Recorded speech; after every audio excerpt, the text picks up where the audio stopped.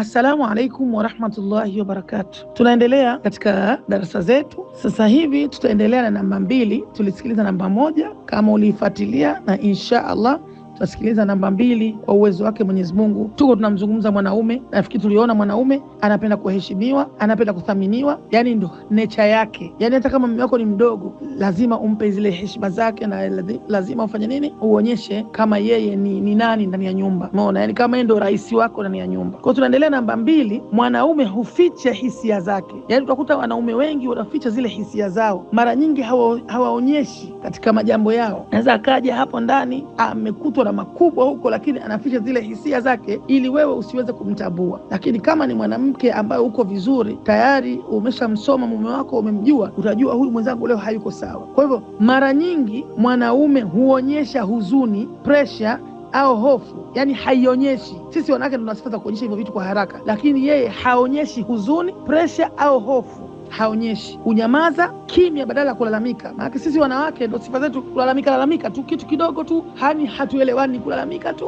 Lakini wao wana uwezo kuficha, yani nature yao kisaikolojia, yani walivyoumbwa na Allah Subhanahu wa Ta'ala, wengi wao wana uwezo wa kuficha zile hisia zao, zile wanaficha majambo yao. Umeona? Lakini sisi wanawake wengi wao hawawezi kuficha haya majambo. Mara nyingi mwanaume haonyeshi ile huzuni wala kukuwa na papara na pressure kama akipata jambo. Na ndio maana hata Allah amejalia wao ndio wanaokwenda kuzika. Mara nyingi tungekwenda kuzika si makaburini, huko ni vizaza tu, kwa sababu hatuna ile kaba, hatuna ile kuweza kuficha majambo, hatuna ile kusubiri kwa haraka. Kwa hivyo hii ndio nature yake mwanaume, na Mwenyezi Mungu Subhanahu wa Ta'ala ametuumba sisi wote, kwa sababu sisi wote ni nini? Ni wadhaifu. Qala Allahu Ta'ala, anasema Allah Subhanahu wa Ta'ala, khuliqal insanu dha'ifan, mwanadamu ameumbwa dhaifu.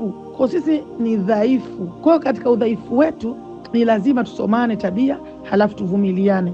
Mwanaume hata akiwa kimya anaweza kuwa anapitia mambo mazito ndani yake, yani atajikuta anapitia mambo mazito ndani yake katika moyo wake, lakini ana uwezo wa kuweza kuyadhibiti na asikuonyeshe. Sisi sasa, yani ukikipata tu hapo moto wake huwezi. Ninaweza kukupa mfano. Utakuta mwanaume labda anafanya kazi ya mkaa. Umeona? Ni anafanya kazi ya kukata mkaa maporini humo, sawa? Anafanya kazi ya kukata mkaa maporini, anarudi nyumbani, sawa, pasina kumuacha kwanza akatulia au kumwandalia vya kumwandalia akapoa. Anafika mzigo wake hajatua, anamwambia mama yako mzazi kijijini amefariki. Umeona? Lakini yeye angelikuwa amelipata hilo mwanaume, kama wewe umefiwa na mzazi wako, angetengeneza mazingira mazuri, angekuacha ukatulia, akaweza kukuambia kwa utulivu kabisa. Kwa hivyo tunajifunza sisi tumeumbwa tofauti sana. Kwa hivyo lazima tusomane tabia, halafu tufanye nini?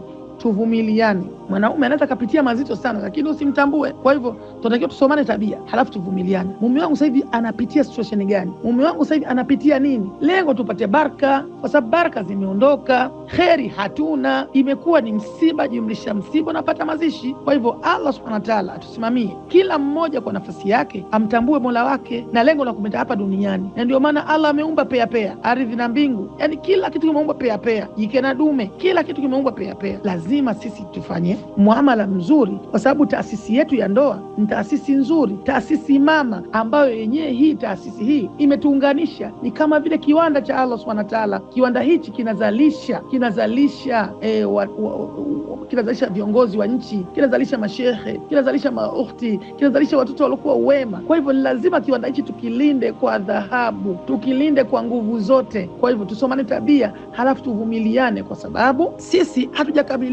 Alkamalu lillah, sisi ni wadhaifu. Wanadamu wote sisi ni wadhaifu, lakini yule ambaye Allah amemwambia huyu atakuwa muongozo ndani ya nyumba yako, basi na yeye anatakiwa asimame, ujue kabisa huyu ni kiongozi wangu. Na wewe unayeongozwa unatakiwa utii sheria za huyu ambaye anakuongoza, na wewe unayeongoza basi jua muongoza huyu ni kiumbe dhaifu. Sisi ni dhaifu, wote ni dhaifu. Kwa hivyo sana, hususan na sisi wanawake, ndio udhaifu umekuwa ni mkubwa juu yetu. Kwa hivyo tusomane tabia, halafu tuvumiliane, kwa sababu hii dunia tunapita tu. Wangapi tulikuwa nao na leo hatuko nao? Napenda kurudia hili jambo kwa sababu tukiangalia makaburi ni mengi mno, tukiangalia watu walioondoka ni wengi mno, wakubwa kwa wadogo, maskini kwa matajiri. Sasa vipi tusienzi taasisi yetu hii? Taasisi ya ndoa ni taasisi kubwa sana, ambayo ina mambo makubwa sana, ambayo inatupa utulivu, ambayo inatufanya tukae vizuri. Lakini kubwa zaidi, linalotusumbua zaidi, ambalo nataka niwafahamishe ndugu zetu, linalotusumbua sisi zaidi, kubwa zaidi, mwanaume anapokuwa tayari yeye ndo kiongozi ndani ya nyumba na anajua uongozi wake, anakuwa sasa anapokuwa na mtu mwingine ambaye mke wake huyu hafahamu,